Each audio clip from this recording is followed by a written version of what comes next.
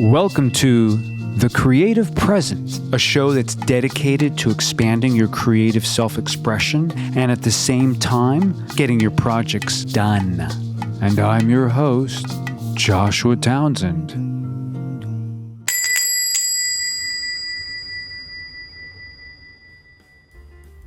Today, we're going to talk about 3 circles of attention. There are only 3 circles of attention that any creative, any artist, any storyteller, any artist of all kinds can ever place their attention on. So the art of being able to place your attention where you wish at will is one of the most important and critical skills and talents to develop. Now, the choices of when and how to use your 3 circles of attention is what makes you the artist that you are. So let's go to the first one. Essentially, it's all of our perceptions. It's all 5 physical senses and how we respond. So from your skin inwards, your thoughts, your feelings, anything that you are sensorially alive in and that you can take into the world, and we would see you take it in. So if you're shaking someone's hand, that would be first circle of attention. If you're recalling a memory and how it makes you feel, it's recording the thoughts and feelings. And in the film world, it would look like the close-up, and the close-ups are usually like the eyes or the hands or the skin, something of that ilk. If I'm a writer and I'm using circle of attention 1, I would describe how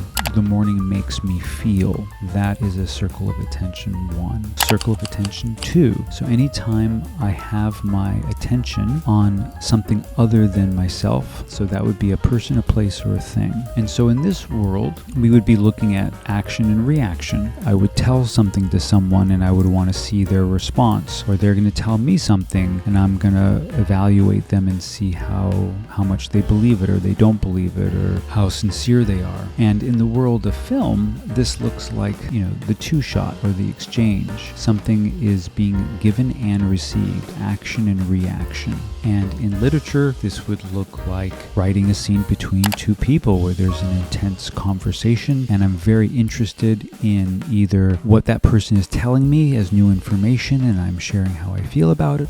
Circle of attention 2. The third circle of attention is the space. And by that I mean that which is in that created space. If I'm writing a scene that takes place at the beach, then the third circle of attention would be everything that I could visually see at the beach. That would be including the horizon line, that would include the pier, that would include all up and down the beach. It's a larger space. So third circle of attention is all about time and space. And it's also would be referred to as a master shot. So it creates context. So those are your 3 circles of attention. You can see how you can use these 3 circles at will as you create your piece. So when you're creating your work, you want to consciously shift from a circle of attention 1 to 2, or circle of attention 1 to 3, or from 3 to 1. And while it may sound technical, and it's not, is that we can only hang out in a certain circle of attention for a certain amount of time before we start to get restless, before we start to get distracted, before we start to get uncomfortable. And then when you can hang out or be engaged in any one circle of attention for a prolonged period of time, that's a really good indicator